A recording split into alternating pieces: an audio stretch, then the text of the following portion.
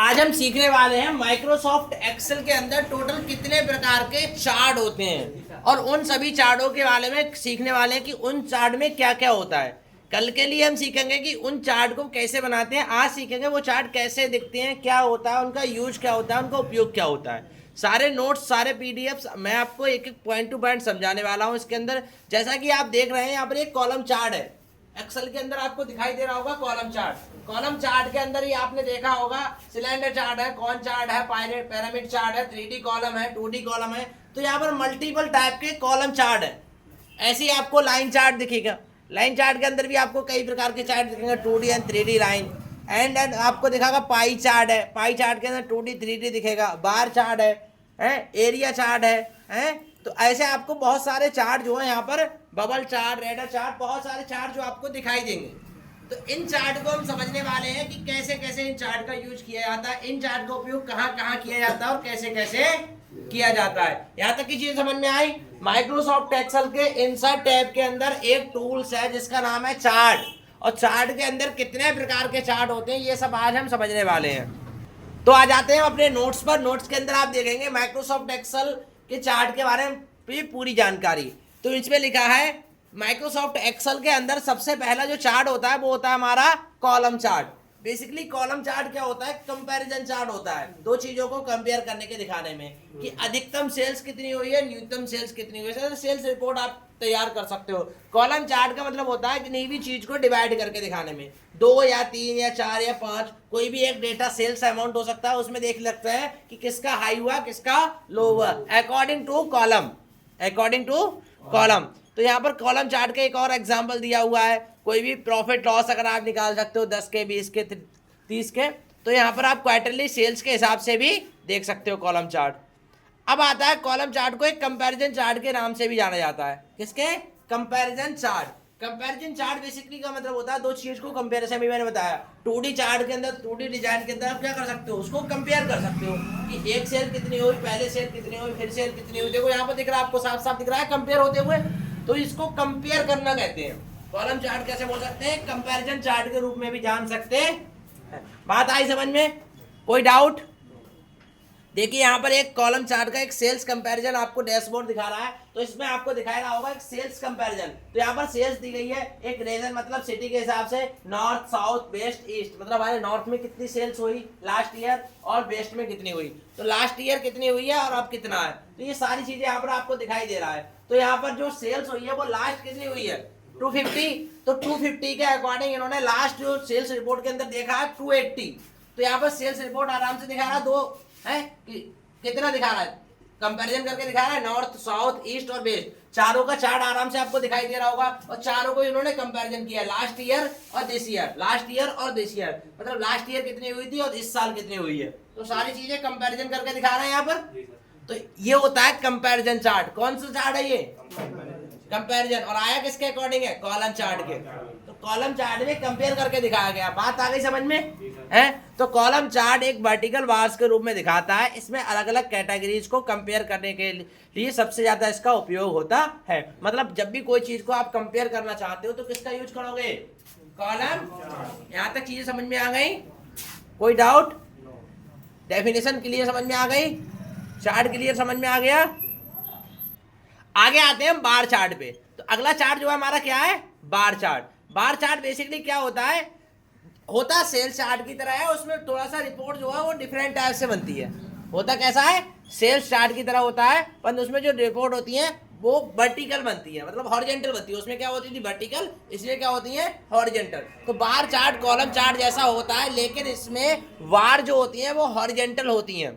ठीक है। और इसका भी यूज उसी की तरह किसके लिए किया जाता है? रैंकिंग कंपैरिजन के लिए, लॉन्ग कैटेगरीज के लिए।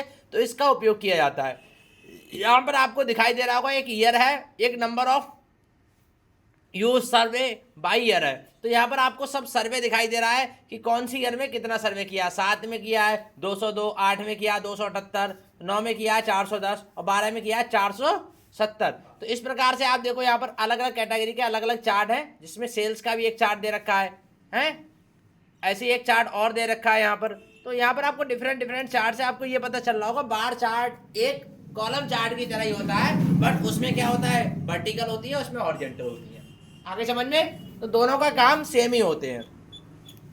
आगे की चार्ट आते हैं लाइन चार्ट। लाइन चार्ट आपने बहुत ज्यादा देखा होगा, कभी कभी आपने मैच देखे होंगे, मैच इंडिया पाकिस्तान मैच अब आपने देखा होगा, फेमस होगा, तो वहां पर आपको देखते हैं कि धोनी ने कितने छक्के मारे, कहाँ मारे, कैसे मारे हैं, तो कुछ इस प्रकार से आपको लाइन दिखाई देती होंगी, दिखते हैं। ऐसे ही आपने देखा होगा कभी कभी जो बच्चे ट्रेडिंग करते हैं वहां ऐसी लाइनें दिखाई देती हैं, उछाल पे मतलब सेंसेक्स बढ़ा तो उछाल की लाइन है, डाउन हुआ तो नीचे की लाइन है, तो कुछ इस प्रकार से लाइनें देखी आप लोगों ने। अब तो ये चार्ट जो होता है वो क्या होता है हमारा एक लाइन चार्ट, इसे बोलते हैं पीरियड चार्ट।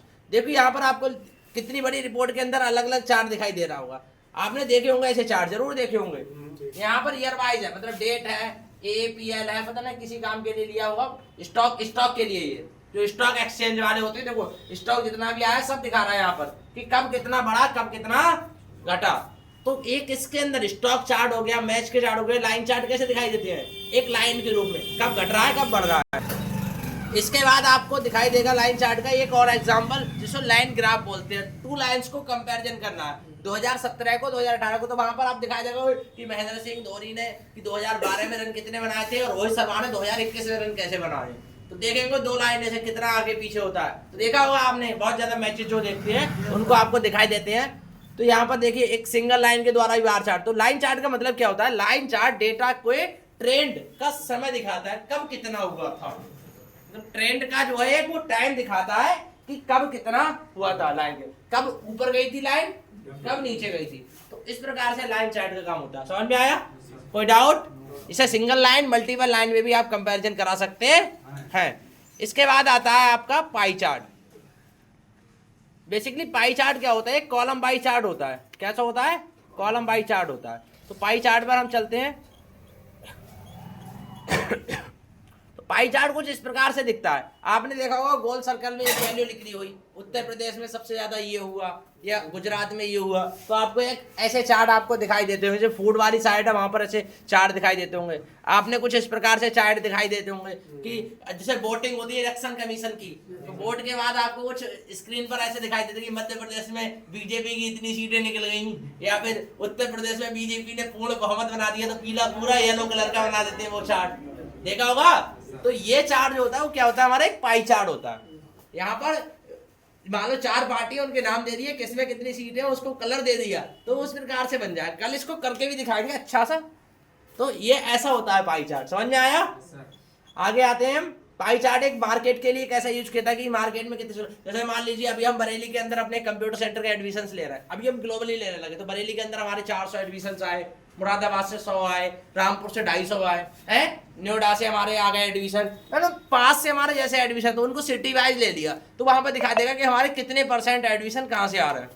समझ में आया? हम कंप्यूटर सेंटर चला रहे हैं तो उसको एक उसके हिसाब से दे दें, तो सिटी वाइज डेटा फिल्टर कर लें। तो समझ में आया? तो मार्केटिंग पैनल में भी तो उसका यूज किया जाता है, ठीक है, मार्केट शेयर्स में भी इसका यूज किया जाता है, ठीक है। तो इस प्रकार से पाई चार्ट का यूज किया जाता है। और भी कई चार्ट है, देखो ये भी एक पाई चार्ट का एग्जांपल है। तो आपको बहुत सारे पाई चार्ट देखने को मिलते हैं। तो पाई चार्ट की डेफिनेशन पर जाए तो पाई चार्ट एक परसेंटेज का चार्ज होता है, परसेंटेज चार्ज, परसेंटेज के हिसाब से आपको दिखाता है डिस्ट्रीब्यूशन, परसेंटेज डिस्ट्रीब्यूशन। इसके बाद आता है एरिया चार्ट। तो एरिया चार्ट कुछ इस प्रकार से आपको दिखाई देगा पहाड़ की तरह, जितनी सेल्स हुई उतनी अप, जितनी सेल्स नहीं हुई उतनी डाउन होते, इनमें कंपैरिजन ही करना होता है। देखो ये सामने दिखा रहा है आपको, ऐसे लिखा है एरिया चार्ट एक लाइन चार्ट जैसा होता है, लेकिन ये एरिया फील्ड होता है, एरिया को घेर के हुए दिखाता है। स्कैटर चार्ट्स, स्कैटर चार्ट कुछ इस प्रकार का होता है जहां पर डॉट डॉट द्वारा दिखाया जाता है, मतलब कोई भी वैल्यू होती है उनको डॉट द्वारा प्रदर्शित किया जाता है। जहां हाई होगा वहां हाई डॉट होंगी, जहां लो होगा वहां बिलो में डॉट होंगी। तो कुछ इस प्रकार से देखो लिखा होगा स्कैटर चार्ट वेरिएबल्स के बीच रिलेशनशिप को दिखाता है। कोई भी वेरिएबल्स होते हैं उनके बीच में जो रिलेशनशिप हुई है उसको दिखाता है।